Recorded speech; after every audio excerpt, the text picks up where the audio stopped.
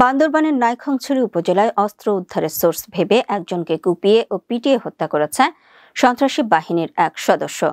বান্দরবানের নাইক্ষ্যংছড়ির প্রতিনিধি মাইনুদ্দিন খালেদ জানান, খুন হওয়া ব্যক্তির নাম মিজানুর রহমান। তিনি উপজেলার দোছড়ি ইউনিয়নের লেবুতলী গ্রামের মৃত আব্দুস শুকুরের ছেলে।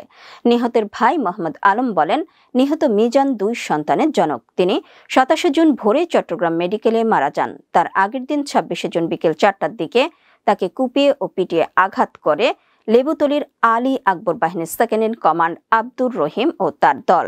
হঠাৎ পেছন থেকে এসে আব্দুর রহিম তাকে দা দিয়ে কোপ দেয় এবং এর পরপরই লাঠি দিয়ে এলো পাথারি পেটাতে থাকে। পেটানোর সময় রহিম বলতে থাকে, তুই আমাদের 8টি অস্ত্র দেখিয়ে দিয়েছিস, তোকে আর জীবিত রাখবো না। এক পর্যায়ে তাদের চিৎকার চেঁচামেচিতে লোকজন এগিয়ে এসে অজ্ঞান অবস্থায় মিজানকে উদ্ধার করে নাইক্ষ্যংছড়ি হাসপাতালে ভর্তি করায়। প্রাথমিক চিকিৎসার পর কিছু সময়ের জন্য মিজানের জ্ঞান ফিরলে তখন তার স্বজন ও অন্যান্যদের জানায় তার এমন অবস্থার জন্য দায়ী আব্দুর রহিম ও তার বাহিনী। এরপর মিজানের শারীরিক অবস্থার অবনতি হলে উন্নত চিকিৎসার জন্য তাকে চট্টগ্রাম হাসপাতালে নিয়ে যাওয়া হয় এবং 27 জুন ভোরেই মারা যায়। স্থানীয় একাধিক ব্যক্তি জানান, আসলে যে মিজান আইন শৃঙ্খলা বাহিনীর সোর্স হিসেবে কাজ করত, সেই মিজান আর মারা যাওয়া এই মিজান এক ব্যক্তি নন। গত সপ্তাহে 8টি বন্দুক উদ্ধারে সহায়তা করেছে যে মিজান, তিনি আনসার ভিডিপির একজন সদস্য। এই মিজান নয়।